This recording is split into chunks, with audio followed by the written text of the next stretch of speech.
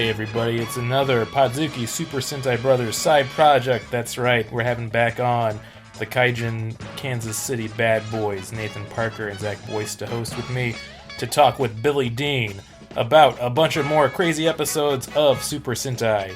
I would say Himitsu Sentai Gorenger at this point is a certified classic. We're like getting into the 20s, and every episode just gets more wild and harder to explain, which is exactly what I'm looking for.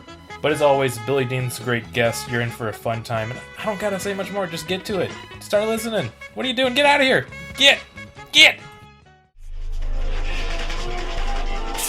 Whoa, whoa, whoa. Keep my business off the gram. Switch my style like I switch hands. Going to war in foreign land. Fuck out the way, bitch. Back it up. Shit better get played in the palace.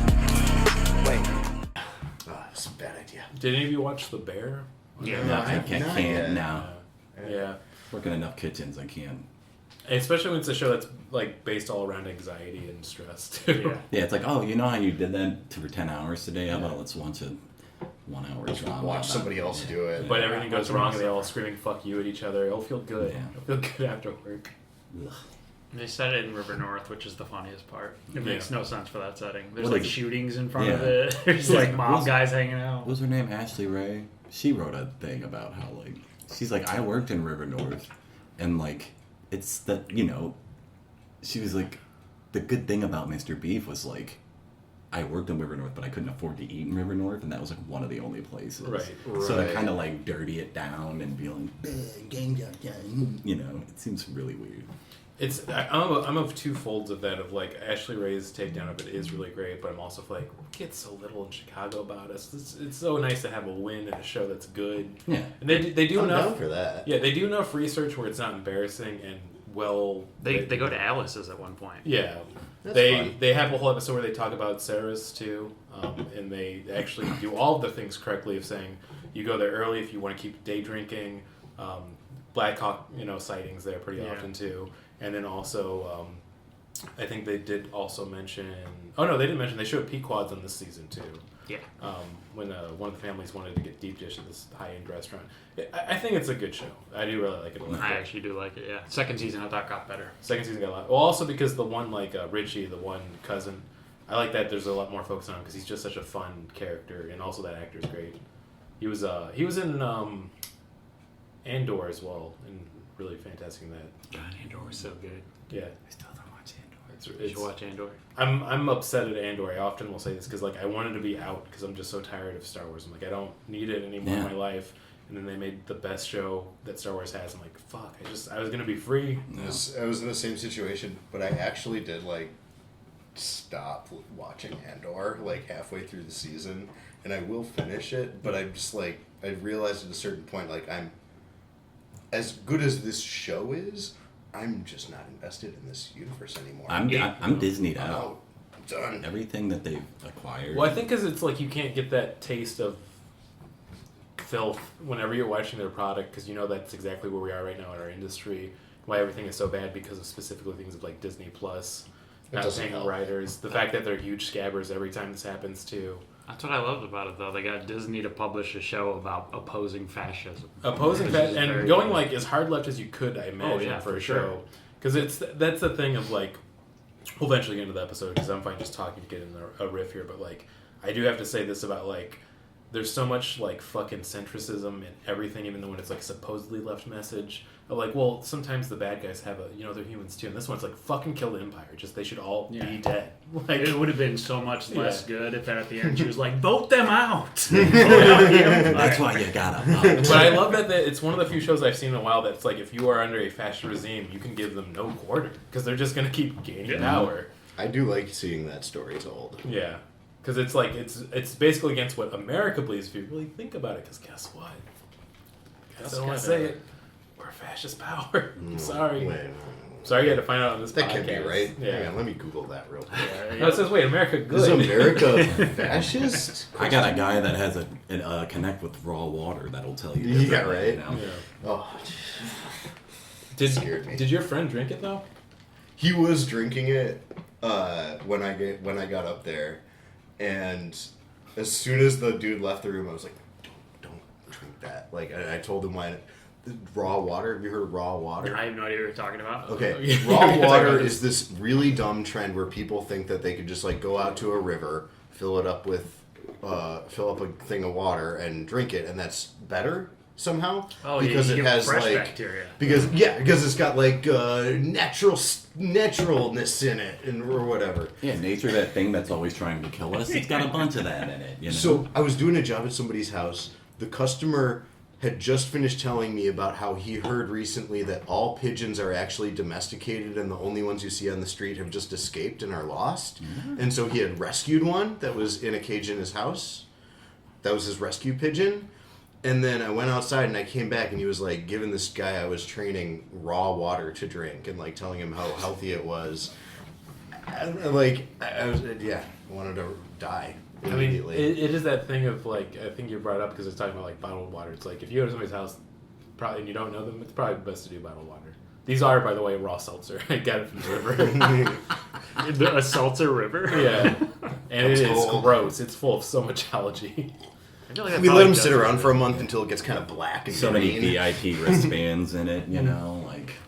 Yeah, it's beautiful. Okay, I should get to the intro. Welcome to the Super Sentai Side Project Brothers. I said it wrong. We're talking more Super Sentai, the original Himitsu Sentai Gorengers. We have on the usual Kansas City Kaijins. Oh my god, I fucked up. That's so embarrassing. Jesus. Yeah, okay, Kaijins are weird, stranger, means in Japanese. That's when you have the monsters that are human size. Kaijus are the giant, tall monsters. I'm Brandon, one of the Kansas City Kaijins. I'm Nathan, normal size monster. Yeah.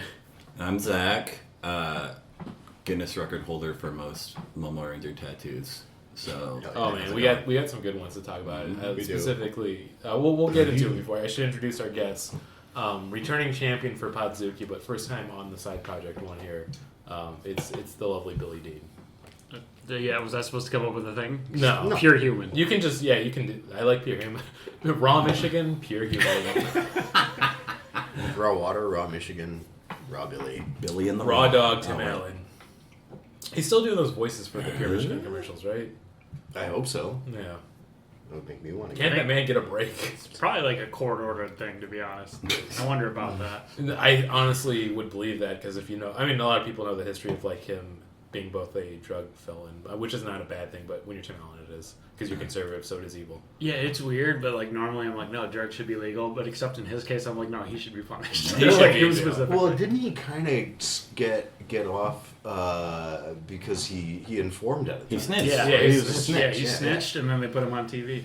Well, you know, I liked Home Improvement, so there. Yeah, we can look. I mean, can we separate the artist from the art? Yes. What's the name of the older kid in that? Didn't he? I think he just like lost a Bitcoin fortune or something. Jonathan Taylor Thomas? Yeah. That's the middle No, one. not the That's other Randy. one. Randy. Zachary Ty Bryant. There you go, yeah. Jesus Christ. Whatever happened to the Taylor Thomas? So you don't really hear about him JTT? anymore. Yeah. He got out. He got out. Anytime I hear about that, it's just so much respect because it's just such a shit show. He got that Lion King money, he bolted. You know? I mean, one of my favorite actors of this day still is Rick Moranis, and like he left Hollywood because he got rich, and then he wanted to spend time raising his family and making country albums. What a fucking baller! Like it's just such. That's how you win. Yeah. Yeah. I mean, you make Little Shop of Horrors, then you just be a good dad. Like, come on. He's basically a MySpace Tom for the real ones, you know? He's still, God bless him. I mean, even back in the day, he was like, maybe we shouldn't take everyone's privacy and data.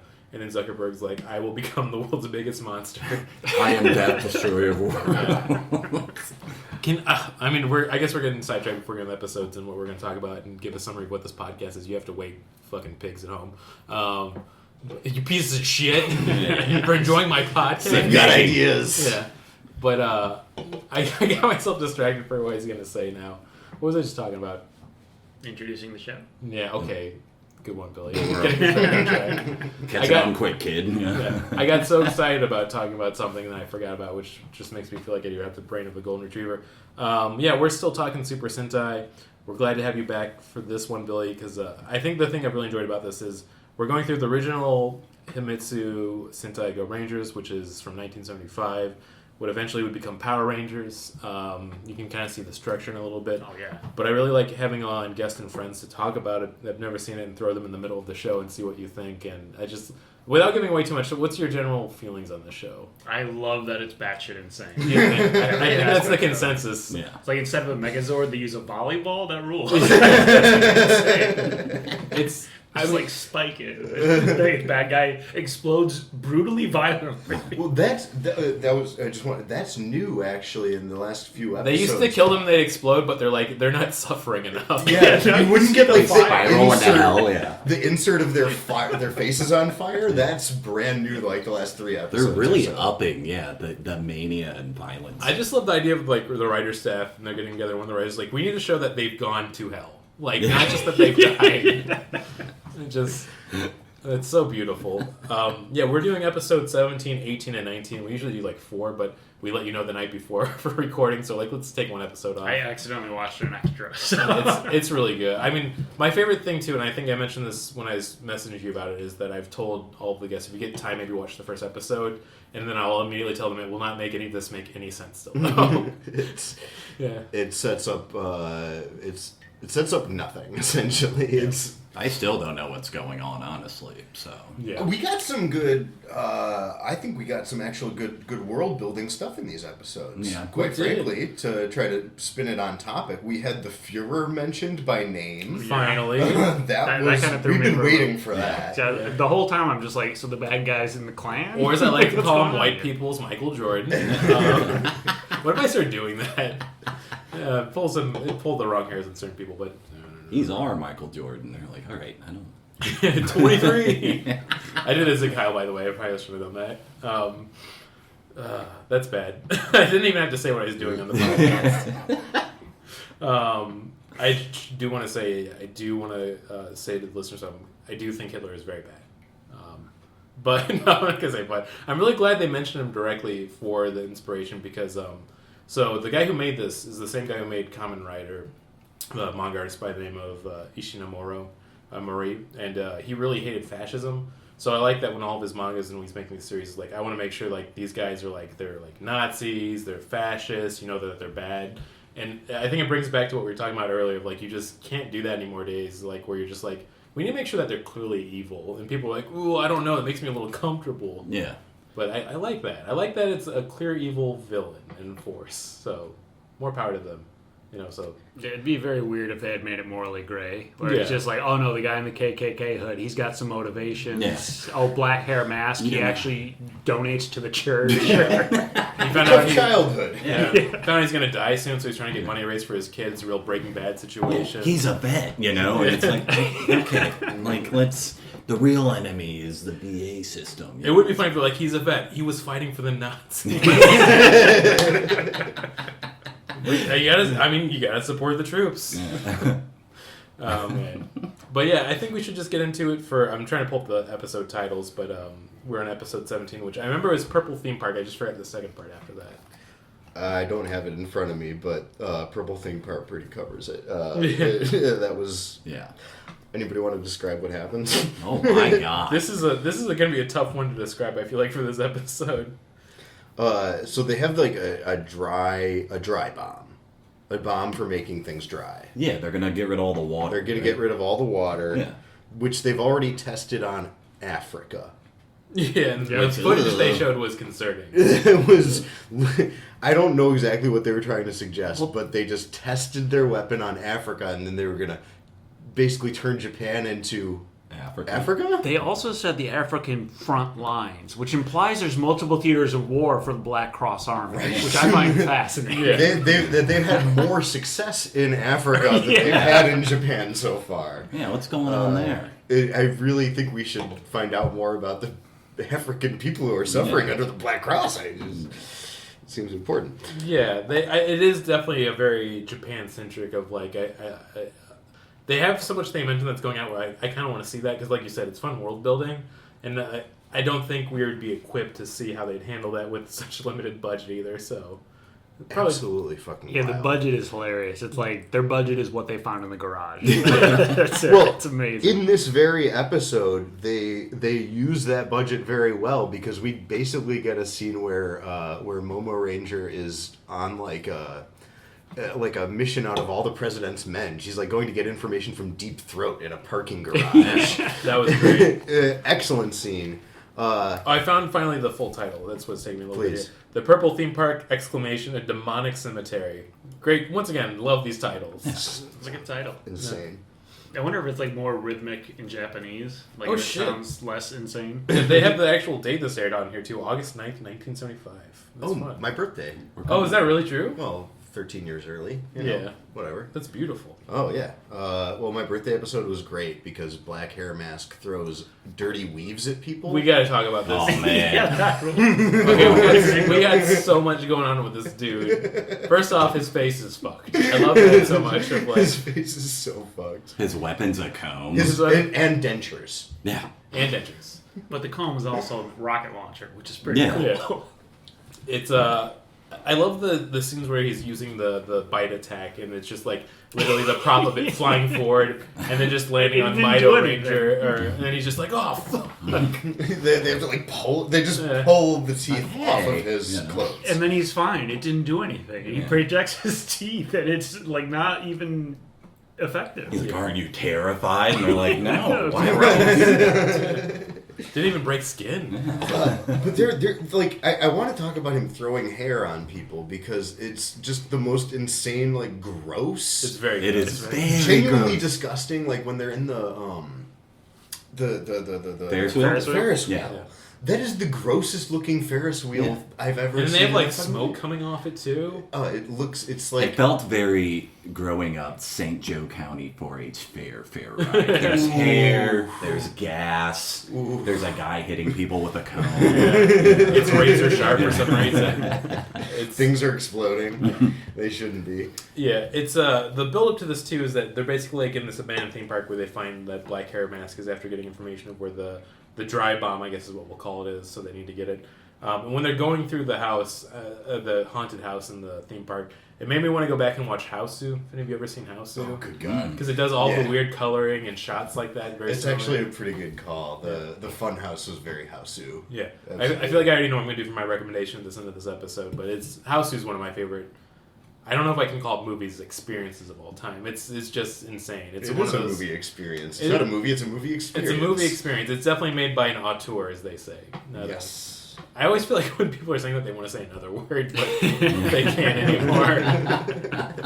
Yeah, he's a real auteur, if you know what I mean. I'll tell you, there was a real auteur scoring this episode. It's wild. The jazz flute was my favorite part. There's a lot of fun going on with this one. Curry. So also for these episodes, I've been keeping a curry count of how much Daita the Yellow Ranger eats. Just one bowl this Just episode. one this episode, yeah. Very conservative. Makes up for it later. Yeah, don't worry. Oh, yeah. He gets Oh out there. yeah, he Big Boy goes wild. Let me just say, and the crowd goes wild for it. I also love that he does not know what a riddle means at all. No. It's just like a question. Which is insane. They've been doing riddles every episode with this little kid in their little cafe, and he just is like 8 steps behind this 5-year-old. Yeah. Every time. I mean, we've talked about this, and to get you like up to speed, what we've been doing each episode, really, it's just us talking about how much we love Daita, the Yellow Ranger, and how much we love Momo, or I should say Peggy, the Momo Ranger, the pink one. I love that they have an episode together too on the next one. But Oh, yeah. I feel like those characters are like the standout for it. But like, he's just You just don't like like Cowboy Ranger?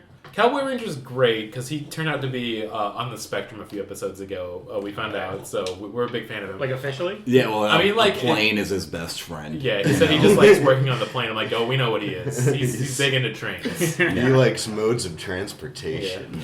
He's stimming a little bit here and there, you know. He's doing all the usual Also, stuff. he's dressed like a cowboy, and I feel like that's another sign. He's our neurodivergent. Fuck. He's our neurodivergent king. That is really hard for me to say. Neurodivergent king. Neurodivergent Toy king? boat. Okay, neurodivergent king Tobu. I also love that mix of like what that cast is, because it's supposed to be like teens, and then a cowboy, and then like a 50-year-old.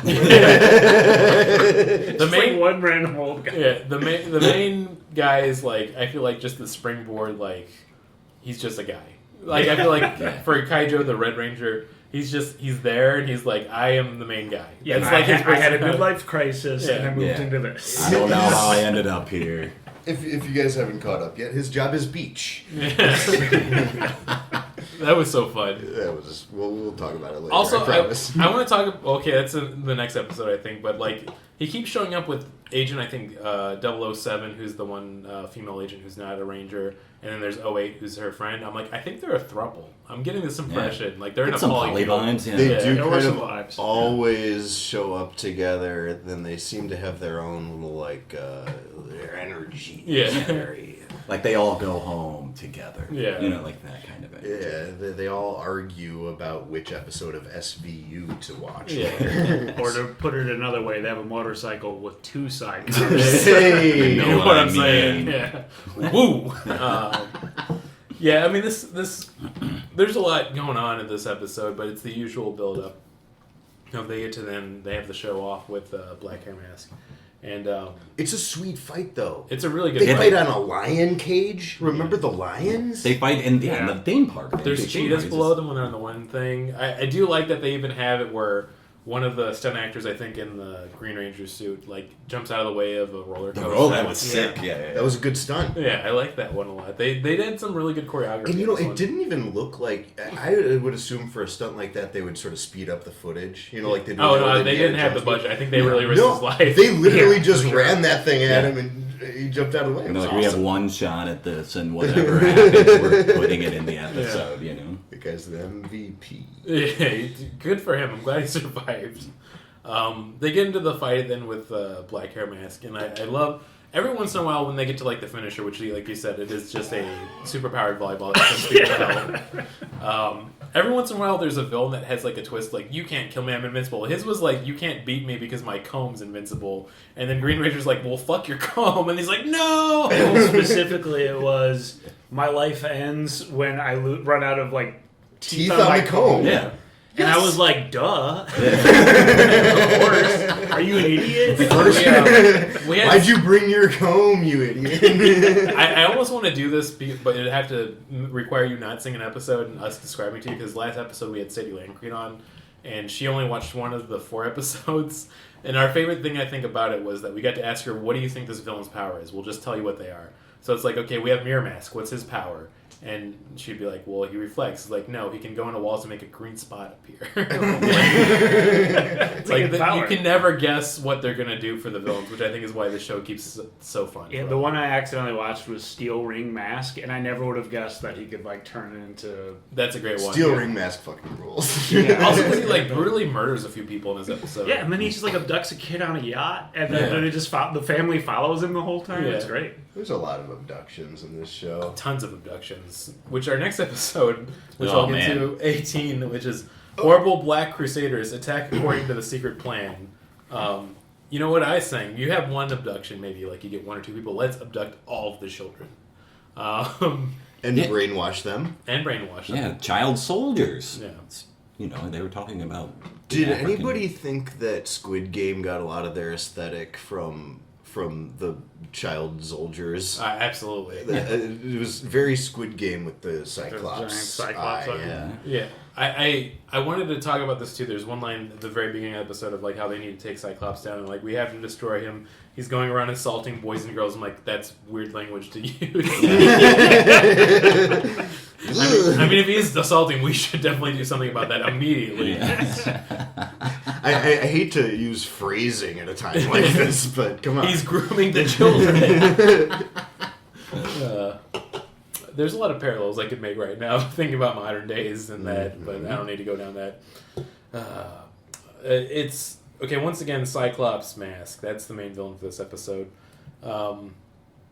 His whole plan is not the usual affair like we had of like, let's get this X weapon to do Y thing to Japan and then we'll be victorious. Mostly just mass murder, usually. Yeah. But no, not this time. But no, he literally is like, let's steal all the children and make them our soldiers. And I'm like, okay, that's a little bit too close to home for us Americans. Let's not do that, okay? But that's his mission. Christ. He's right. And Promise them Dodge Chargers, and they'll fight for us or whatever. you'll have your college paid for, is what he kept telling all the kids. You'll have a shot at getting out of here. Man, it's depressing to think about America, isn't it? This is why I watch this show, dude. Yeah. It's in a different country. This was aired on, now that I have this feature, this is kind of fun to do. it's a week later, so it's August 16th, 1975. That makes sense. Wow, weekly show. Hey guys, I got good news. It is a weekly show. I feel like it's also filmed weekly. Like they do that in the 4 days before the airtime. It's like South Park. Yeah, it's not something they're prepping ahead of time. Like, oh shit, we gotta go. This is okay. Let's get into this, which is really fun because one of the things I love about like Tokusatsu, which is this genre, and that I still watch like modern Super Sentai and Kamen Rider shows.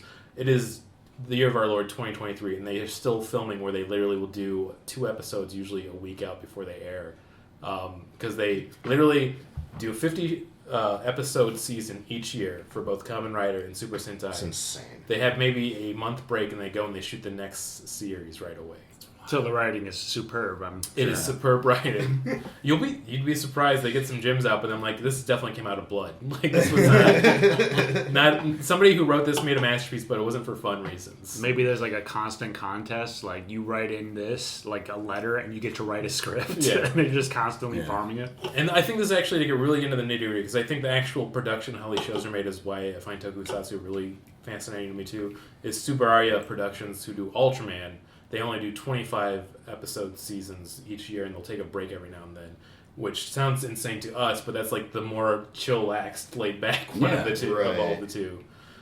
Which actually, like, they usually do have better production, better quality, and better writing, and it's almost like you can just see the direct line, and then you're like, man, I wonder how Japan is like about unionization in their film industry. Like they're not. Yeah, but in a big impression, it's a big no. It's a big no. It's actually kind of interesting you mentioned the length of the seasons. I'm just getting this really funny picture in my head of like Japan, where you have like 50 episode seasons of I'm sure just more than just Tokusatsu. Yeah. Probably a lot of shows are produced that way, and you have American and European television, which is going to produce like between 10 and 24 episodes a season. Then you have British TV, which is like 3. Yeah, and it's like every 2 to 3 years. And enjoy it, you. It's almost like the wider you are, the more time you have. Damn. I don't know if that's. That can't be right. Let me Google that real quick. I just don't think so. In the Netherlands, they make one show every 10 years. It's one episode. And everybody watches it all at once. Yeah. The country shuts down. And it's called Eurovision. Okay, I know that's not how Eurovision works. Please don't at me. It's 2 episodes every 10 years. Yeah, this is a fun one, and I got distracted here, but like talking about Cyclops Mask, this is another one where none of his powers make sense in any way. I was really lost. I'm gonna be honest with you. He's a Cyclops. He can hypnotize you. His eyeball glows. He can hypnotize you in really like any way. But Yeah, then because you you could shoot nerve endings at you out of a staff. Oh, he shoots nerves endings at you, and then you can get trapped inside your own mind. That's what it. So they were in their mind They were palace. in their minds. They were mind palace. Yeah, That's it. that whole scene and how they filmed it was really fun. I'm like, this feels like if I was watching this in '75 as a kid, I'd be like, what is going on? I need my mom and my dad. This is not right. It was pretty fucked up. It was weirdly trippy, and at one point it looked like the Red Ranger had like hung himself. Yeah. Like, you His see his legs feet were. Yeah, the only release I can get. That was a very like druggy moment where you cannot tell if he's upside down or like Yeah, you have hanging no from idea. his feet or his hands. Yeah, it was weird. It was actually pretty good, like the way they shot that. 'Cause it was like, yeah, this definitely portrays that it's a confusing situation. I think that's why I like these shows, because when they actually do make something artful or good, it's like they're under such weird conditions with such limited budgets. You're like, oh, yeah, look at that. They're really thinking. Yeah, that Cyclops masked mine scene was good. They should be right about in film class. You like Hitchcock, then you need to check out this episode of. There's a great film I just watched this morning, actually. French film, and I'm bad with my French pronunciations. It's called Beau Travail. It's directed by Claire Denis. And part of the visual storytelling style of the film, for example, like it's about French legionnaires in Africa in the late 90s, and not a lot is happening. There's not a lot of action going on. But at one point, a helicopter crashes. And the way that it's portrayed is that there's just a cut to a bunch of flames all of a sudden, and the sound of an explosion. And then there's narration that says, a helicopter crashed, and you see some of the aftermath of it immediately afterwards. And it's directed by Claire Denis. She's one of the greatest filmmakers of all time, and it's extremely artfully done. And it reminds me of fuckload of Tokusatsu. The way that they just do an insert shot of flames and then aftermath, and it looks like a lot of the techniques that they're using on the show. Okay, I got to go off on a huge tangent here because I'm glad that you mentioned this. Akoji Jisiju, who's a very famous director that did a lot of the original Ultraman and Ultra 7 episodes, a lot of them that are famous and studied in film school to this day. Not a joke. Like, there's an episode of Ultra 7 about these alien race that comes that uses cigarettes to make people fight each other. But a lot of the film techniques were very unique for the time, and he was a huge fan of New Wave. So literally he was getting to all these French films like, I'm just going to shoot an episode like that. I'll have to put like actual links up for them maybe for this episode, but like watching them you can see it right away of like, this is fucking cool. Amazing. I should do some Ultraman episodes eventually for this podcast. But yeah, he was this weird dude who's like, well, I have to do this show, but I love French New Wave. So you got some like really wild and well-directed Ultraman episodes because of that. So I think maybe these styles are informing each other. I think there's some cross-pollination. You could teach at least a college class or two on this. I feel like of the crossover and Venn diagram of Tokusatsu from the 60s and 70s in French New Wave. And this podcast will be part of the curriculum. Yeah. And you have to listen to it. I'm so sorry. Oh, man. This episode gets disturbing at the end. Yeah. Can we just talk about like the little like suicide plot? The mass suicide plot? The suicide plot is very interesting because like a very quick beat to get there. You have Daita and Peggy infiltrate as pretend soldiers, or basically they become turncoats. Oh yeah, I'm sorry. I don't want to jump over there. Oh, we can get over there. Their awesome quickly. espionage plot. It's really fun. They have a fake fight with Kaijo / the Red Ranger. Oh, yeah, that was great. That like turns real almost. Yeah. Where he's like, "What are you're hitting hard." I just love, I love that whole dialogue was funny. It's like, hey, come on, we're just joking around. And he's like, I'm punching you as hard as I can. What the hell, dude? Yeah. They do it to basically have a fake fight so they can shoot open the cell to let all the kids out. They do with a headbutt attack. Yeah, that's what I was going to say. Did they shoot something? Because his head just I think exploded. they're implying that his head's so hard that it hits it and it's like metal clashing with sparks coming out. Yeah, So- it was. It was like an explosion effect from some guy going like that. It was insane. The thing with Daita, and whenever he's fighting, is that he will often say like, "You have made me so mad, Yeah. and now my anger will make me super strong." Or he'll say, "You should not have done that. It has pissed me off." And then he picks the dude up and crushes him. It was literally one of the I'm not episodes. It was really fun. Oh my like they had it God. where like his body went limp and they dropped him afterwards. Like, damn. Jesus Christ. He broke every bone in the man's body. Yeah. No, but the headbutt attack is new to us. Like, that's just like a new attack that they came up for him for this episode, and I loved it. His explosive headbutts. Good I for like him. But they free all the kids. This kind of goes side of a big back and forth of like Cyclops Mask gets all of them back, and then he's like, well, it doesn't matter this time because I'm going to tell all these kids to jump off a cliff if you don't listen to me. And one of my favorite things about this episode, and I think is a really good payoff, is I kept saying to myself, where's Blue Ranger? What's he up to? Oh my gosh. And then he just shows up and shoots him in the eye like, hey, fuck you! Right in the eye. Yeah. Oh my God. Twice, I want to say. Well, he shoots him in the eye, but it goes into like the special nerve that he's using to control everyone. Yeah. Yeah, he's a blue cherry, and then boom, it shoots Also, a nerve. it was weird when they're in that like headspace scene and the Red Ranger turns and sees that nerve and is like, this nerve controls the children, I just know it. Like, how? Why? How? Well, that's how the audience is going to find out about that. So They're like, they just, it's like you skipped a scene entirely. It's like, no, how about he just knows? He's just going off vibes. it looks like a kid controlling nerve. Yeah, you know, the controlling nerves we've all seen back in high school. Well, I mean, if we're being realistic, you see a lot of regular nerves. So when you see the regular nerve, it's like that's gotta be the kid controlling one. See, my problem has always been that they covered that on the same day that they did chlorophyll, and all I heard was borophyll. It was borophyll, in my opinion. That's boring chemicals. So yeah, they. On to the nerve-wracking conclusion. Yeah, All nice. Hey. We're doing it. They basically get ready to kill the bad guy, and he's like, well, if you kill me right now, I'll tell all these children to jump off a cliff. And they really push that scene where I'm like, oh, this is not good. There's the POV shot of they're like the looking kid's down. feet Yeah. looking down over the cliff. About to see something I can't unsee, it's not a good feeling when you're watching. And then Blue Ranger's like, well, I'll just shoot him in the eye again. Which works. It does roll that he set up like I'm holding them hostage. He's like, nope, I'm risking this. Great episode for our Neurodivergent King. They get Also, that. why does he shout blue cherry when he shoots an arrow? It's just the name of it. Yeah. It's just like the thing that's a translation thing, right? It's like an exclamation for his attack move. Right? Yeah, Hopefully, because it's Yeah. weird to you don't shoot a gun and say like red tomato. I mean, if you're an anime, absolutely. I mean, if you're the cool as hell, you do, but... Because they sometimes they do have phrases and sayings, and sometimes they don't, which is really funny to me.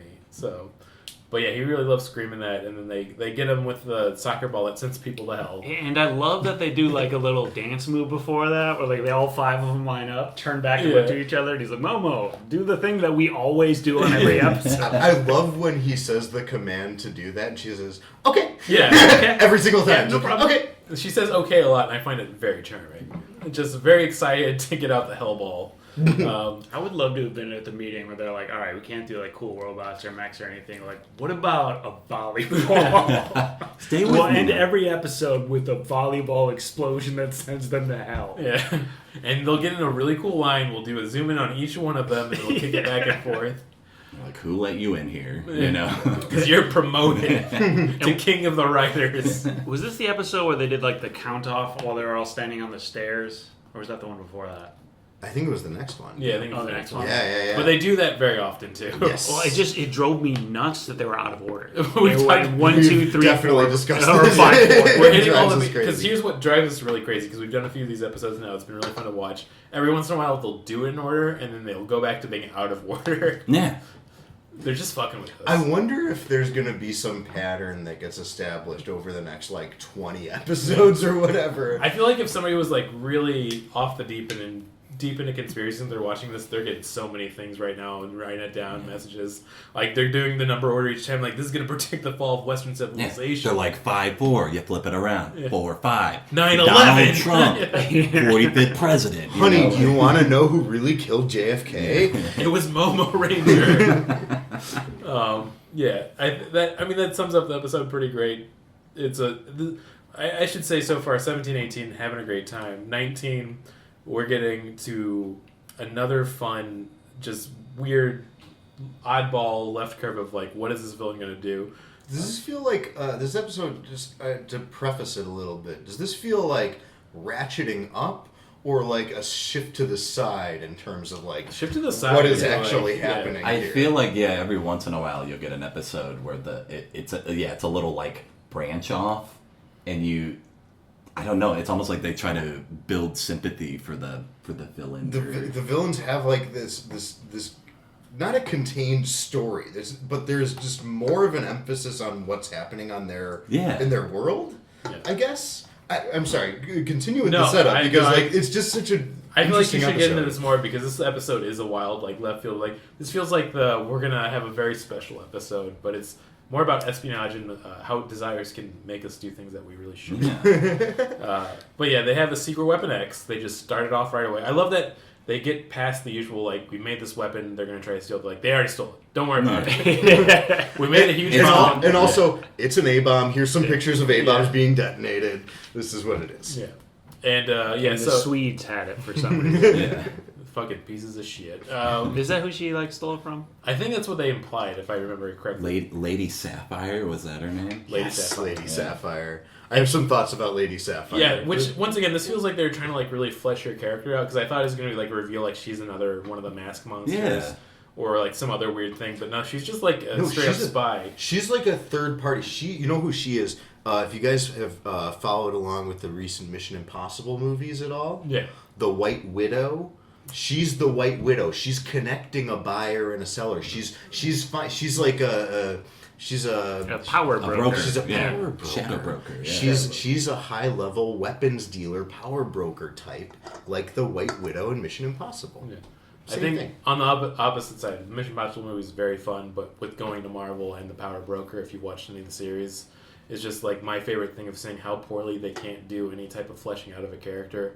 Of once again, it's this former character that's now put in this position of being a bad guy, but like, oh, here's the real reason they're doing it. They actually are kind of good. Just make them evil. Just like, it's so stupid. Make them cartoonishly evil. This was my beef with, I know we're going off on a tangent, but the Joker movie with Joaquin Phoenix. Yeah. And it's like the allure of Joker. Sorry, Joking Phoenix. Yeah. Joaquin Phoenix, joking. Yeah. Joking Phoenix. He legally changed it after the Joker to Joking Phoenix. But it's not as simple as it seems. It's the allure of the Joker is like he's just bad and insane. Yeah. Like the same thing with like a Frieza from Dragon Ball. Yeah. He's like one of my favorite bad guys because he's just a piece of shit. You know. I mean, for like 30 plus years. I mean, I love even like because we saw it together in theaters, but like the Super Dragon Ball Z Super Brawly movie. Yeah. I love that he just kills his dad because like I'm bored. Like, well, he's like, we gotta ramp this up a bit. Boom. No remorse. No like. Yeah. It's like there's that kind of bad in the world. Yeah. I think we're Because I think the Joker comparison is great because I think about like the reason I really like Batman the Animated Series is that even in the children cartoon, even though it's more for adults, but like that Joker is so frightening where like the idea of being alone in the room would be frightening to me on any level. Mm-hmm. And then like the modern Joker's like he just needs some SSRIs. Yeah. Like that's all. It's like, come on. I mean, I thought that was the allure of Heath Ledger's Joker as well, where it's just he's just He just wants to watch the world burn, right? Yeah, it needs to be a force. I don't need to stop humanizing bad guys. That's why we got fascism now in this country so bad. Yep. And it all started with, I don't know, I'll say the Fox and the Hound. Let's just throw it out there. Make that theory work, listeners at home. Fuckers. Yeah. I don't need to put it together. So yeah, we have... I love the character of an intellectually lazy conspiracy theorist. Yeah, do it for me. The moon happened more times than we're told. Finish that. I'm more of an idea guy. Just like the next Q drop is Q is like, hey, I got this really crazy idea, but could you finish the parts for me, guys? The moon landing was actually filmed on Venus. Yeah. Finish it. You guys are making fun of it, but that's actually how the best conspiracy theorists work. With the Steve Jobs of conspiracy theorists. It's beautiful. Yeah. I mean, after seeing all those interviews with like Ron Watkins for that QAnon documentary that was on HBO, it really was him just like, I'm just gonna throw it out there and I'm a piece of shit, so who cares? I'll let him do it. Yeah, like, oh man. Anyways, back to the episode. I like that they were at the Hanada Airport because I've been there before in real life. So I'm like, I've been there, but it was 1975, so it looked a little different. Okay. That's my one little note. Thanks for sharing. Thank you. Swordmask showed up, and I said Swordmask fucks. I really like the design. Swordmask is my favorite design of the book. Looks like a Lego guy. Yeah. Looks like a Lego does. guy with like a sword on. A little swashbuckly looking. He has the little pirate Three Musketeers boots on. I was into his. I think one of my favorite things about it is that he has the giant knife on the side of his head. And a lot of the suits have just been like aesthetically designed, but I like that he actually pulls it out. Yeah, there's utility to it. Yeah, he pulls as many out as he wants. I love that he has a sword and he throws tiny ones. Yeah, I really like he throws it, and then it's like this tiny little thing. It's like half a pair of scissors. Okay, but the differential between the two kinds of props is insane because his sword prop is like a big foam cartoon sword, and the little knives that he throws are like actual switchblade props. Yeah. They look like sharp, and the other ones look like a Lego toy. And then I like that he just has like a fencer's foil too as well. Yeah. Done everything. Which, you know, at one So point good. it's going to go on a wall and it's going to bounce back and forth because it's funny. So, which it does. We got a lot going on this one. First off, I want to talk about the curry count. We're up to 4 bowls off screen. Because somebody let Diane And get then back there. he prepares the 5th one, Yeah, right? and he starts digging in. He digs into the 5th. He shows up with rice on his face at the meeting. He's getting carried away. He's having a good time. Oh, and they also, to get him to the meeting, it's in the bowl, it says, come quickly. Yeah. What an insane way to send a message to someone in one room over. Yeah. Just open the door and say, come here. Don't be like, hey, I'm going to tell the chef that on the 5th bowl. So what am I watching? Fucking The Bear Season 2? One thing that you might not know about the chef is that the chef, Master, is the same as Commander. Yeah, they're the same They're guy, the right? same guy. Yeah. So Master is Commander. Master and Commander, right. Yeah. And Napoleon? Okay, sorry. Yes. And all of that seems insane, too. Because it's just like, all right, I'm done being a general for a minute, and I'm just going to... I'm really about cooking. Yeah, I'm going to cook curry for this guy, and then I'm going to put this passive-aggressive note in his curry. Interesting that you say cook curry for this guy, because he isn't the only person we ever see eating in the cafe. Yeah. Am I correct? Does anyone else ever order... No, that maybe. Maybe this explains his super strength. really good curry. Are they drugging the curry? He's juicing. They're putting super solder serum in the curry. Feels like a very Japanese version of Captain America. While we're tangenting, I want to jump back a little bit. There's a moment right at the beginning of the episode where one of the characters, I can't actually remember if it's one of the Black Cross Army or if it's one of the Gorengers, but somebody reacts to the news that Miss Sapphire is selling this thing. She basically does like what Tim Roth does in Hateful Eight, where when he finds out there's a woman around, he's a woman? It's the most cartoony, like, a woman is selling a bomb? It is, so to paint this too, they introduced the episode as the, once again, secret weapon X-Men stolen. Lady Sapphire is the one who stole the plant. She's trying to sell it for 10 billion yen. Once again, woman power, more to you. Also, I looked it up, $71 million. Nice. That's still a good sum. Yeah. So she's... And then, is that today's or Today's 75? dollars would have been about 72 million. Oh, actually, yeah, I didn't adjust for the time frame. I didn't know it was from the 70s. Yeah. I thought it was from last year. We're talking a chunk of change. All right. Yeah. So this is probably a lot. Yeah. But I like the back and forth between her with the Black Cross Army, and then they actually intercept with her a few times. And I like that. I thought this was going to be like she's playing one of these sides or the other, but it's like she's just trying to get money, which is kind of fun. It's a lot different than the usual episodes. That's why she reminded me of the White Widow, I'm telling you guys. Well, and also the, Sword Mask is like, what do you mean you don't have it? And then Red Halo Mask is Sun Halo? Yeah, we haven't talked about Sun Halo is still in the background in all these episodes, and I love that they finally have like a lackey to the bad guy, where he's like, he's not so much inept, but there's somebody there at the end of the episode to be like, I fucked up again. She pulls a real, Elizabeth Holmes kind of vibe. Vibe. She really does. Where, one guy's like, this seems fishy. But then the Sun Halo Mask is like, I don't know, there's just something about her. He says that she thinks he's cute. I'm like, Sun Halo Mask, be professional. Yeah.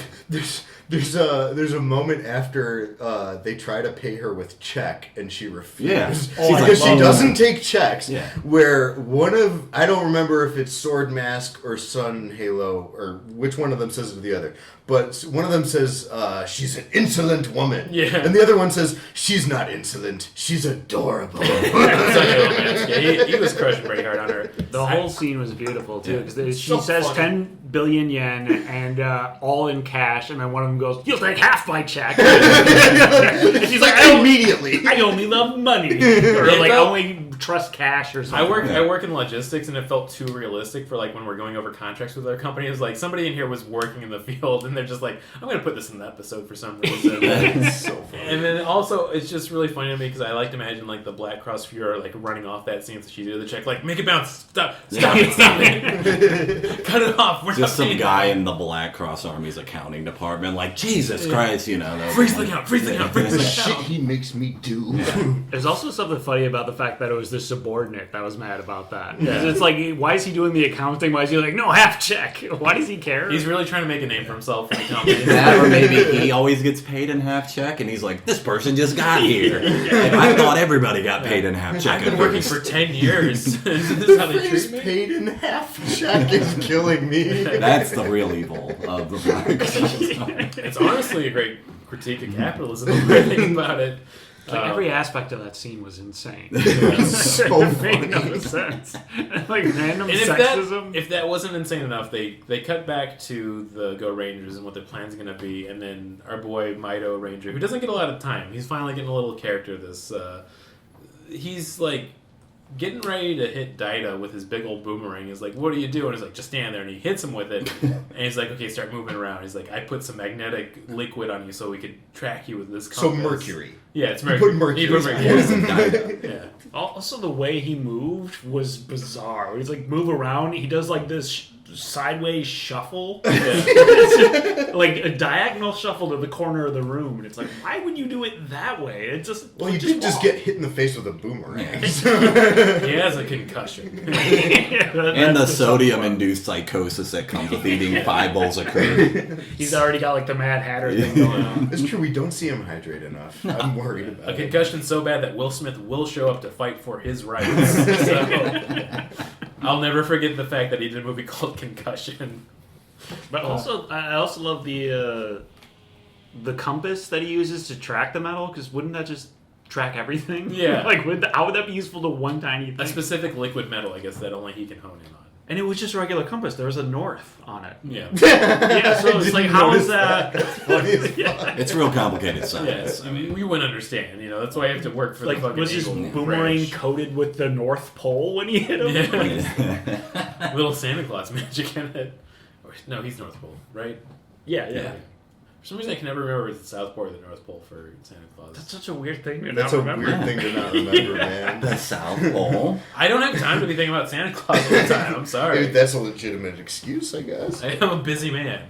As a Jew, I Yeah. got the North Pole thing figured out pretty much. So. I do love the idea of someone so busy they can't consider the North Pole ever. I can't think about the North Pole. I gotta be at work. There's 2 poles, it's one of them. Who cares? I have to pay somebody in half check and half cash. The weirdest dad possible. That's what I'm trying to be. I like that this episode too. They had the Varbloon show up to rescue them, but it got a theme song in this episode. Okay, it has this crooner song, Yeah. and it also suddenly has a machine gun. So while it's shooting people with a machine gun, there's this like jazzy crooner in the background. Like It's big insane. Blue Velvet vibes. I feel like. Yes, totally. Oh god, Oh man. it's so funny. The Varabloon, which I cannot get over that name. Is that a technical term for anything? I've That never we looked it up have we before. ever determined what the fuck a I'm Varabloon gonna is? Google What is this the real Veribloom fast. in the show? The Varabloon is their airship. Oh, their helicopter? That's what I would call it. Yeah. But the rotors are underneath it. Maybe that makes it a Varabloon. It's also weird that like their other mode of transportation is just like a slightly different mode of transportation. Like they go from motorcycles to helicopter, and that's like just such a weird leap to me. Well, and jetpacks in between. Yeah, it's like jetpacks these there. are all. These are all extremely dangerous, extremely impractical. And then modes their of mega weapons of transportation. volleyball. Like all of it just seems odd. They're like, what are we gonna do with our finisher? Oh, well, we spent everything on the plane, the motorcycles. Yeah. Or what's in that volleyball? They're like, I don't know, bring it over here. But look, you guys, you can't argue with results. No, they do it. Black Cross Army would have taken over long ago if they weren't there. It's true. They tried to do it with a baseball. They already took over Africa, as far as we're aware. Yeah. And much like a lot of I don't know, get into the Any politics. results on Varabloon? I'm looking it up right. There's a lot of information on the Power Rangers of Wikipedia. But like, okay, tell me about the name. Come on. So this is a word that they made up just for their mode of transportation, Yes. essentially, which Right. is cool. I like that. It's such a weird fucking word. Yeah, It you feels don't like it's get gotta boat be name. When a- people name a boat, they don't just come up with a new word. That's They why call I it wanna "Come know. Sail Away." Yeah, they don't call it like Kuntbaka. Like they don't mix up something random. This also reminds me too. I should talk about this. Why I'm looking it up right now. But one of my favorite things is that these riddles we get asked every episode that Dinah can't figure out is that they're just doing the straight translation. So they'll do like a little subtext of like what it means in Japanese and what it translates to. I feel like I'm learning Japanese the more I watch this series. I kept trying to look up the answer. I was like, does that like rhyme or make sense? How is this a riddle? But is it still just like a question? Or it's like a dual meaning. A word that sounds like another word. Are we talking Right? about the bug that can't walk thing? Yeah. Because that was way over my head. I'm not a smart man. All of it's just confusing because a lot of it's just like, I don't get where the trick is. It just sounds like you're asking like, what kind of bug has wings? And they're like, a fly. What are you talking about? Well, wasn't the Actually, that was answer the better like riddle a than I thought. woman or something? Wasn't the answer like It was like I think it was like a ladybug. Yeah. I don't know how that Why makes a sense. ladybug? I think I it's don't the understand. sound of the word probably sounds like. Yeah, you know, it's gotta be. That's what I'm wondering if it's a Yeah. translation thing. Yeah, it's definitely a translation. I gotta look up this. It more could also be a episode. writing thing, though. We can't rule that out. Yeah. I'm going down more and more just Wikipedia holes, but it's just getting into more and more weird stuff. I just want to know what it means. Brandon has access to the dark web and is. Yeah, he's checking 4chan now. Why are his eyes vibrating in his skull? Apparently, I have to buy a child. Apparently, I'm something called a red pill. Yeah. I don't know. And I have to get it through Wayfair. God, what a time to be alive, right? Yeah, I love it. It's great. No notes. Yeah, everything's going very well right now. Perfect. Yes, what a time to be alive. So There's a couple of really disturbing images in this episode. Yeah. We had a suicide bomber, a hard cut to black after the suicide bomber, might I say. So like, Yeah, that's pretty just like a shut the door on that. Yeah. We have the Verabloon machine gun killing people with a crooner in the background, which we had just discussed. Yeah. But there's also like right after that, there's a shot of a burning guy. Oh Yeah. yeah. That was bad. Like a full like dude in like a chemical suit, on fire, which was Like on the pretty ground, just fucking like awful. to let you know that he is dead. Yeah, he's it's a corpse. It's meant to be a burning corpse. Yeah, Sun Halo Mask did that, and I like that they finally established, like, yeah, this dude will fucking ice you if you're not careful. He will set you on fire. Yeah. It was fun to watch, but also very intense once again for this being a child's show in 1975. I've talked about this too a few times, but I don't think I've talked about it with you all. But I've talked about Ultraman Ace, which was airing in 1975 as well, which got from Japan's own board of film told them to tone down the violence because it got so violent. There's an episode where he tore the skin off a monster and then decapitated him. Jesus. And I'm like, for a kid's show, it seems pretty intense. But it's funny that this came out at the same time. You have this airing, and then also Kamen Rider Amazon would have been filming and airing in 1975 as well, which was also extremely violent. So there's just something going on in Japan in the 75.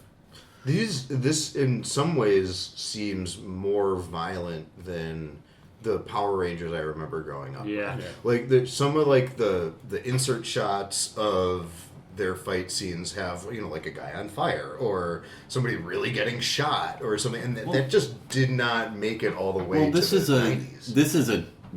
this was a manga first, right? Yeah, And it was. So I think it's the translation of making something that's cartoon into real, and it's if you were to make a Looney Tunes cartoon reel, you'd be like, oh my god. Yeah, yeah. He just It would have to be exploded pretty his own dark. head with a cigar. You know what I mean? And It it's would be- so funny. Yeah, and it's hilarious when it's animated, but when you put real life stuff in it, it's like, oh yeah, that's why we don't just show Yeah, that. that suddenly gets a lot darker. Yeah, they must have toned it down. And once again, going back to Shotaro Ishinomori, who made this, the manga, his mangas were pretty violent and over the top too. Like I said, they were really very clear messages against fascism and things like that. So it's were they doing it.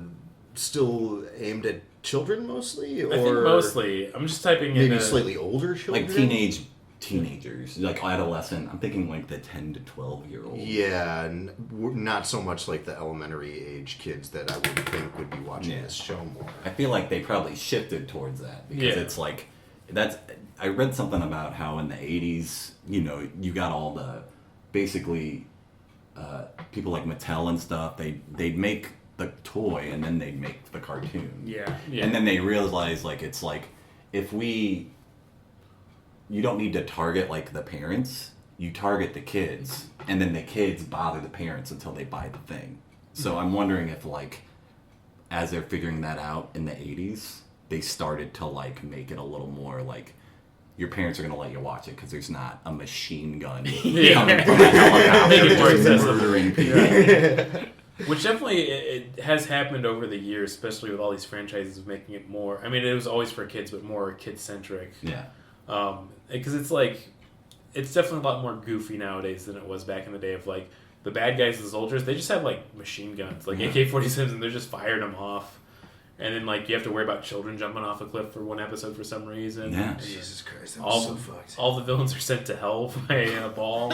Also, I just keep thinking of just imagine getting murdered by a guy in that awful costume. Yeah. That's the guy who kills you. Is this guy in this stupid sun-kissed hat? A guy that looks like he's on the bottle of Sun Yeah, Sun Delight. D, yeah. I mean, to even tie it back to this episode, it feels even more weird and violent. Lady Sapphire finally gets God at the end of the episode. Yeah. Of they're tired of her betraying her, so Swordmaster just pulls out his sword and stabs her pretty violently, and then throws her in the water. I'm like, damn, dude. That was the most murdery death. Oh yeah. That we've seen on the whole show so far. I think. I like that even Sun Halo has whoa, man. It's come on. We're the Black Mask, we're the Black Cross Army, but we, I know not she the was lady, insolent, but she was adorable. Oh, shit. But yeah, they wrap it up. They catch up with Sword Mask, They have a fun fight again. I like that they're using all this like weird scenery of like the coast and the beach area.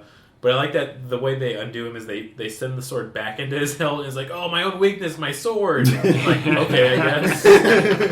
And they give him the hellball. He's burning now forever in the pits of Dante's Inferno. And then they showed the very end of the episode once again, like trying to make like a weird, very heavy-handed message of like the blueprints coming up from the water with all the money, and then like I think Red Ranger even says like her love of money is what did her in. It's like almost like a beauty killed the beast. Yeah. Also, they revealed that the blueprints that she was trying to hide were on the inside of her scarf. Yeah. And water activated. But also, if you had that, why wouldn't you just give them the actual blueprint so they wouldn't murder you? Yeah. Or why wouldn't you just give that in the first place to make the money without the risk? They were going to give her half a check again. It, ready to give her money. It was just Do weird you that she have actually Venmo had or so? Oh, I've reached my limit. Man, PayPal will does you it take again. a check? Well, if this happens, then we have to go kill Peter Thiel. And I'd be like, okay, I'm on board. Yeah, it's the end of the 3 episodes, the run that we did for this, and I think all 3 of these, I mean, we'll get into reviews, I feel like, right away. No, they were bangers. No need for review. What if we just Done. Yeah, every one of them ruled. I mean, if we're being honest, I feel like it's going to shake out that way. I mean, we've been doing it 5 out of 5 Power Rangers, basically. You have all 5 colors there, we have them in the series. Like I said, I keep feeling like the show's going to drop off, but with this batch, I'd give it a 5 out of 5 again. I think all bangers. Yeah. Oops, all bangers. I got to agree. I've been giving a lot of 4.5 ratings because I've sort of like reserved this skepticism that it's gonna get dumb or boring, or they're not going to be able to introduce any new elements. But they've continued to introduce little things that are really fun and funny. And like the bad guys were amazing in these episodes. It was some of the best that we've watched. Yeah. 5 out of 5. Yeah, I mean, I'll give it 5 too. I will say, I do feel like the episodes as a whole are getting a lot better, Yeah. But I loved the hair mask guy, and I loved the sword mask guy, but I felt like the Cyclops mask guy was a little... First draft. Yeah, that was a little like, I would expect that in the first bit of episodes, but they went so hard in the beginning that it's like, there's gonna be some like not super inspired costumes or whatever, but the episodes as a whole were great, and their powers are still absolutely absurd. And 5 out of 5 Rangers. To your point, and I don't mean to cut you off, Billy, but like I think it is kind of cool that when we did have, for lack of a better term, a less inspired villain for an episode, the episode itself was so bananas. Exactly, yeah. There's really nothing to complain about. Oh, they're fighting children now? Okay. Like, you've got my attention. Maybe the episode overshadowed the villain in that one, and I'm like... And 2 of the agents went undercover, and they have to have a fake fight in front of it, and his headbutt opens the jail cell. The undercover bit was really fun. It was. It also didn't make a lot of sense, because how did they like get through that? Because the guy hypnotizes people. How did they just like evade that? Oh no, we're on your side. Isn't it like close your eyes or something? Yeah. Something like But they don't like cover any of that. They glossed over this like whole weird subplot. Yeah. I really like if it's something even more ridiculous. Like if you just cross your fingers when he does it, it doesn't hurt. It's like a pinky swear. I feel like, it's just it's all bangers. I really agree with that. It's so good. I'm expecting to drop off eventually, but they just keep upping the ante, like you said. As dumb as it was, I was into it enough that in the funhouse scene, I literally out loud said, "No, that's Black Hair Mask. You're walking right by him." Come on. So I was like, "Oh, I'm kind of invested in this." You idiot! I like the idea that we're gonna know this show jumps the shark. The episode when we get when the villain's just mask. They're like, "Oh, you're gonna have an idea." Oh, he's got a mask and he's gonna take off his mask and there's another mask. They would actually probably make that very fun for this show, though. That would be so good. I think Jumping the Shark will be like Red Hair Mask. We're gonna do that again. Yeah. It's just him. They dyed it kind of, but not all the way. He's throwing red weaves on it. Perm hair mask. Oh man, yeah. It's we can get into our stupid games section. Quit playing Stupid games. my heart. But before we do, I just want to be like putting it out there. Will we have this enjoyment and we'll be this thrilled because there's this first series has 85 episodes. Oh, like my spine hurt a little when you said that. It's something that's supposed to like been in the back of our minds this whole time. Is like there's 85 of them. What do we do with that? We're almost a quarter of the way through, though. And having a great time. But for that staff, like, were they filming more than one a week? Were they filming like 2 back-to-back every day, like twice a week? They didn't see their I think it families aired for over 2 years, right? When was it didn't all air in right. 75? When was cocaine introduced in Japan? That's what we need to figure out. Maybe that's why the show exists. Yeah. Maybe it was We 1975. cracked it, guys. We cracked it. Okay. So I'm gonna pull this up here right now. For my game, I was gonna go over the last 3 episodes and have you guess what the actual villain mask name is. But I also wanted to let you know by the time they got to the episodes, the last 4 or the last 3 for 85. No, it was 84 episodes. Sorry, I misspoke. It was the last episode was March 26, 1977. Okay, So was yeah, it so it's just yeah, it it just was kept going. weekly Really long. and just ran and ran and ran. I'm glad that wasn't just 1 year. Yeah, it was insane. This all happened in 4 months. Oh my god. Pulling up all. It's like Netflix; they put them all up at once. Yeah. I'm pulling up all the masked characters right now, which I just realized is why I should have wrote this out ahead of time. But for the final 3 episodes here, pulling this up right now, episode 82. I'm gonna give you the title: Black Magician: Mystery of the Dollhouse. Am I supposed to guess his powers? Actually, give me that why I'm pulling this up right now. Well, first off, the term black magician, I don't like that. There's something real weird about it. Yeah. But Mystery of the Dollhouse. I'm assuming it's a magician that makes people tiny. Yeah. I like that a lot. Okay. I'm going to put this out there now. So here's the 3 names I'm going to give you. One of these is his actual name. Is it Magician Mask? Is it Black Flame Mask? Or is it Yo-Yo Mask? I got Yo-Yo. Okay, I'm putting you down for Yo-Yo. I want to say Yo-Yo too, but I'm going to say Black Flame Mask. I also would say Black Flame Mask. It is Yo-Yo Mask. See, you So gotta go with the child's toy, I guess. Also, his power is that he makes lifelike wax dummies. I love how insane the show is. It makes no sense. See, we're gonna have to watch to this episode. Also, that I know. we I'm like, this is going on episode 82 still. I'm like, this is So that guy gets the power to make lifelike wax dummies, and somehow that leads him to a life of crime. Yeah. How do you see? I have this power. I'm going to take over the world. And Why maybe- wouldn't you just maybe he tried to get a job in decorate Madden. Decorate the house. You can make a living off it. Use it for good. Use it for weird sex stuff. You could like, be in Madame Tussauds. Yeah, forever. maybe he got turned away, and he's like, I'll show them. That's his hardcore origin No one story. turns away Yo-Yo Man. Maybe this show does stay really fun because here's the penultimate episode. So this is episode 83. The title is Orange First Love: The Roaring Megapolis.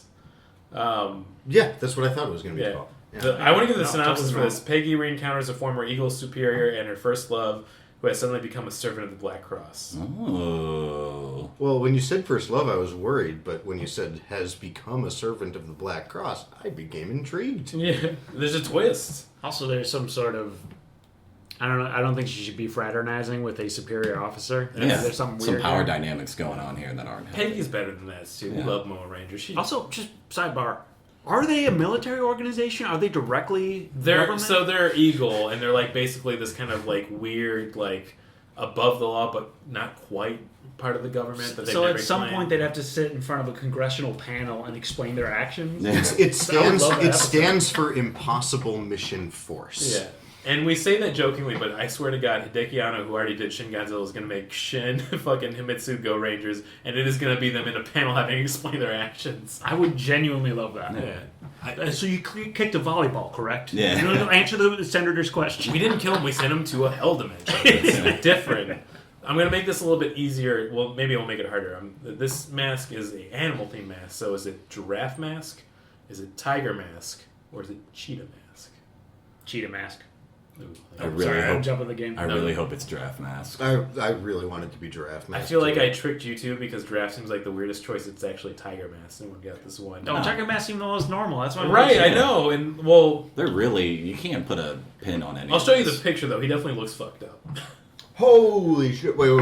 Oh, that's Oh, hell fucking All right. sick. So this guy his mask is mostly teeth, Yeah. with some eyes all the way on the top. His torso has more teeth on it. His sword looks like it has teeth on it, and his forearms look like they are just a bunch of teeth wrapped together. And his power is clairvoyance or Oh, something let's see. like that. Let's see what the power is. I mean, that's the fun thing about the show is like I'd watch every week just to see what fucked up power they're gonna give them. All right, Tiger Mask is last. He's endangered. Yeah. I want a prequel of Black Hair Mask. I want to know why he died when his comb ran out of teeth. Yeah. What happened there? I want more about these guys. God, where is his powers though? This is what I want to get to.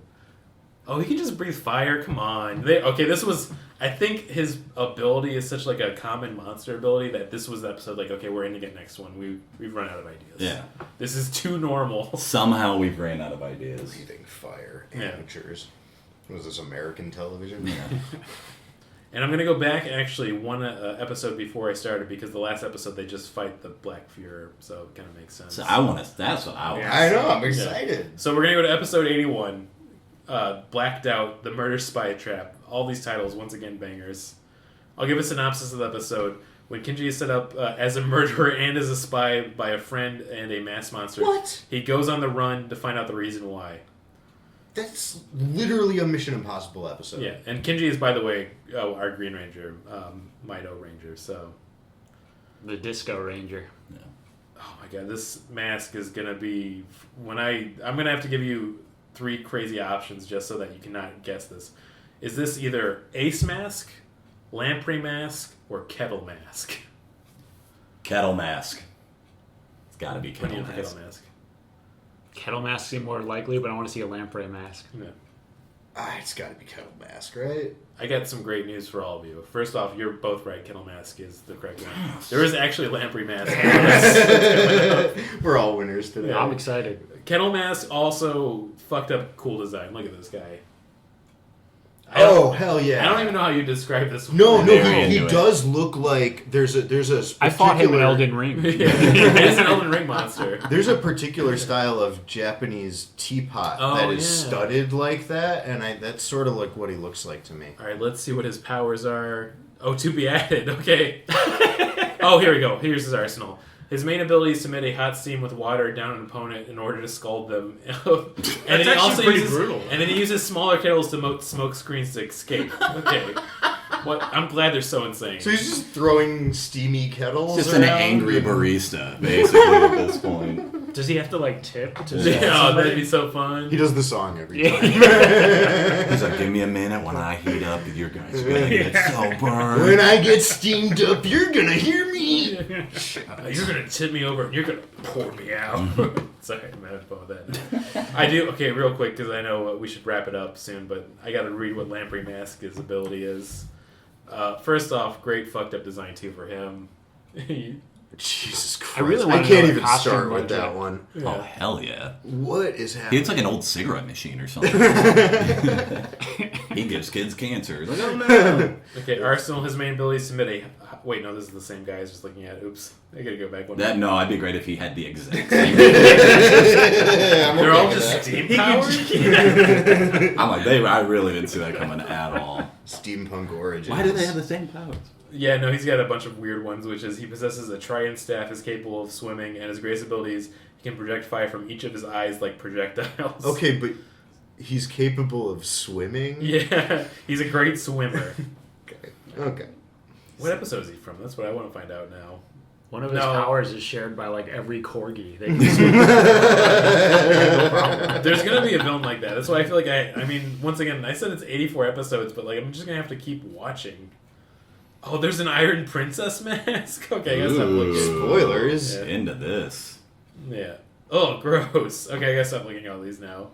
Might be for future games. Well, anyways, I think we should just get into the good old recommendations and plugs.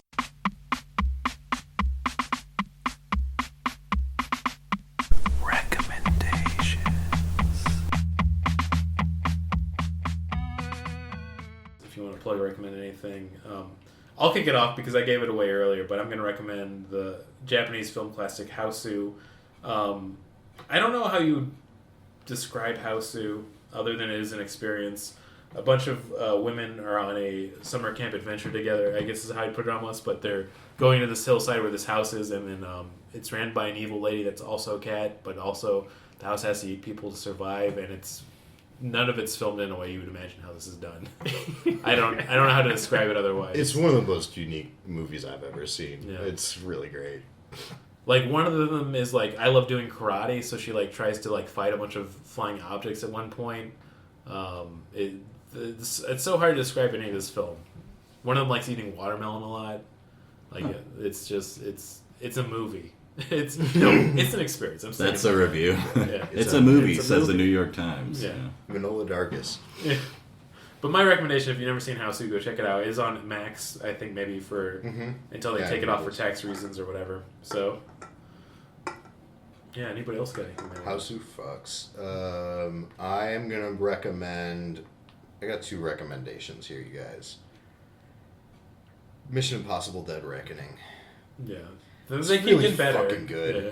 It's really fucking good, you guys. Like, it's I have a lot of thoughts about, like, what Tom Cruise is doing with his life and career, and it's all awesome. I have no notes. He's just fucking insane. Have you seen that video of him eating popcorn? Love my movies. Yeah. Love my popcorn. Okay. It's so fucking weird. I cannot figure it out. I feel like you could do an entire college paper dissertation on trying to figure out what was he thinking, what are the vibes he's trying to get off, what's he like going through mentally. Tom Cruise is fascinating to me. There is a great book about him that I want to read. I can't remember the name of the author. He's just a fascinating, weird, sad man, and it's all for our benefit. So go see that. I'm also going to recommend taking too much mushrooms and having a trip that you're not in control of. Yeah. I did that last week. I'm still unpacking it. Had a couple therapy sessions about it. We'll have more. I died. I got pulled through different dimensions of reality. All that stuff, and it was pretty fucking great. So do it. Yeah, it's I mean, they recommend that for some therapies of doing psychosilibin, and I think it's pronounced. But I feel like psilocybin. Fuck, I fucked it up. Psychosilibin? Psychosilibin. I like yours better. Psychomantis. Are you on mushrooms right now? It's like it's I haven't done them in years because our one friend who used to make them isn't here anymore, and I miss her dearly for both being a good friend and giving us mushrooms. I remember one time dearly that we got a batch from her, and I did something. I went to the Logan Arcade, and it was an experience. I think I was also tripping on mushrooms that night. There were a bunch of people tripping at the Logan Arcade one night. Yeah. I wonder if I was there. I think it's all the person we're thinking of who was giving us mushrooms too.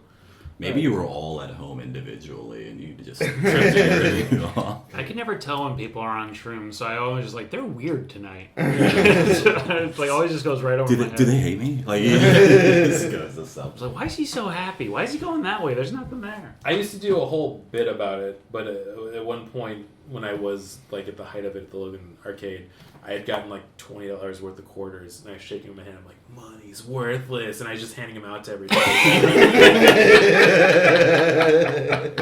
And I'm like, if I want to give you some advice, if you're ever tripping and you're worried that you're going to freak people out or you're giving out the wrong vibe, if you give out free money, no one cares. And only cash, no checks. Yeah. You're like, shit, I can get another round in The Simpsons? I'm fine, man. I'm doing good. Hell yeah.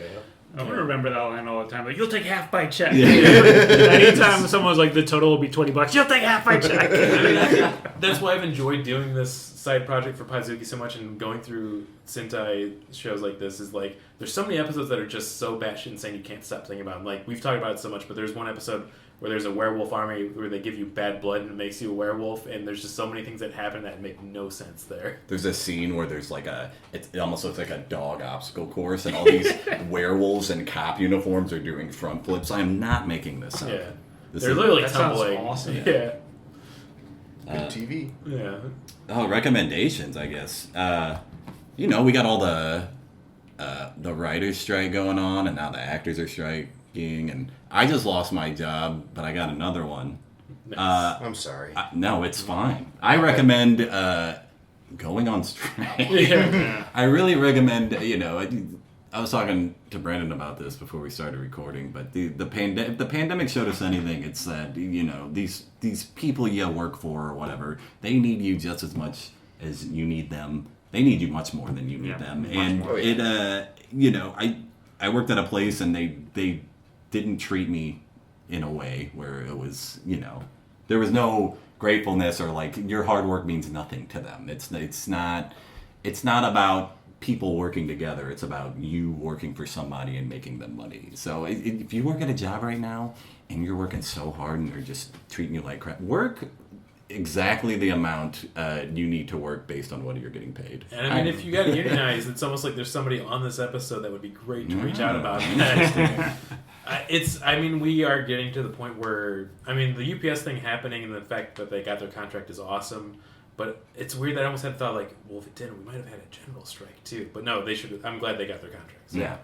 I've as a sidebar, there's a pretty good episode of a podcast I just listened to Called the Joe Rogan Experience.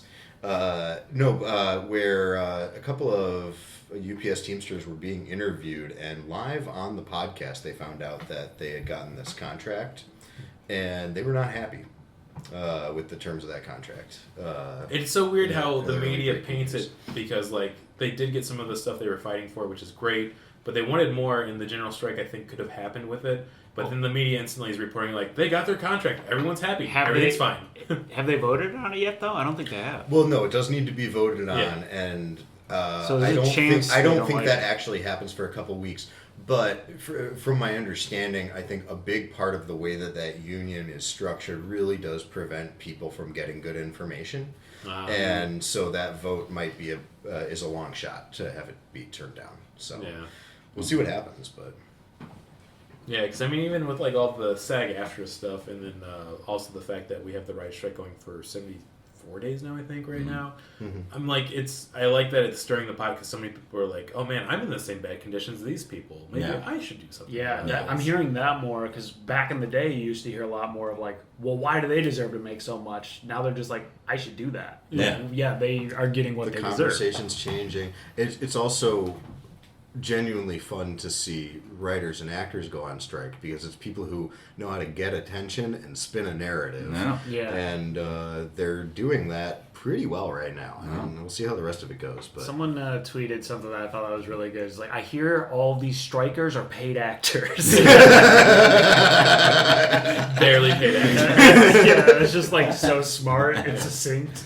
There was one other good moment, like Ron Perlman was on a that was so good. Talking about how there's a lot of ways to lose a house. Jesus, Hellboy, calm down, all right? Yeah, I love that man. He's a peach. It's like strikes never change. It's a very deep cut. He narrated all of the Fallout games. Okay, I know. I know who he is. Okay, we get all the listeners at home know. I'm a big fan of his stance on burning down houses. It is that thing of like one last story on this, and then we can get out of here. But like, I also feel like that everyone has that coworker that's like kind of like a little bit more centrist, and they're like, oh, why are the writers and the actors striking? They're in Hollywood making money. I had one person at my job asking that. I heard somebody talking about how like much they're actually making. They're like, whoa. They're not paying them anything anymore. That's how bad it is. Like the positions of power in this country, where we used to think of like actors and writers were like these Hollywood fat cats getting paid time. Like they're not even getting money. So so strike. That's great. I'm gonna end with that too. Billy didn't give his recommendation. Okay. Yeah, Billy. I almost got away with it. I want to hear I don't think I have anything right now. No plugs? I was trying to think of stuff to recommend, and you took the union thing, which is bullshit. Totally unfair. Yeah. You can co-opt my thing. It's all about working together to achieve a goal, I would recommend Go Rangers. Yeah, thank you. It's solid. I think we've had another guest do that because like my sheer joy of doing this podcast side project is showing people this show. I think it's that impression like it's going to be some old show that I don't care about, and people watch like what was going on. No, it's batshit. Yeah. The whole way through, it rules. Yeah, I miss that. Like we need more batshit media out there. Mm-hmm. I don't need somebody backstory about like fucking 30 episodes before they actually do something. I wonder if the show exists because they had a writer's strike, so they didn't write anything. It does kind of give you like Conan O'Brien during the last writer's strike vibes, where he's like spinning his wedding ring on the table or something. and if their whole like costumes department was on strike, that'd make a lot of sense. We found this old weave. It's We lamp can mask. use it. Lamp mask uses lamps. He uses steam. You're like, no, how is this all? And his power is to go back in time. Wait, that doesn't make any sense.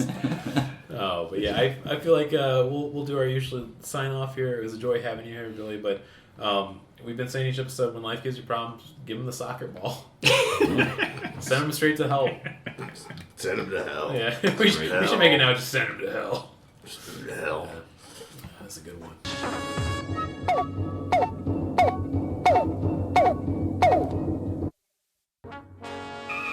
We regret that you have not yet complied with our order.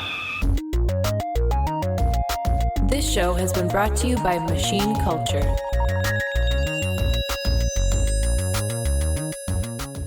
The words get stuck in my throat.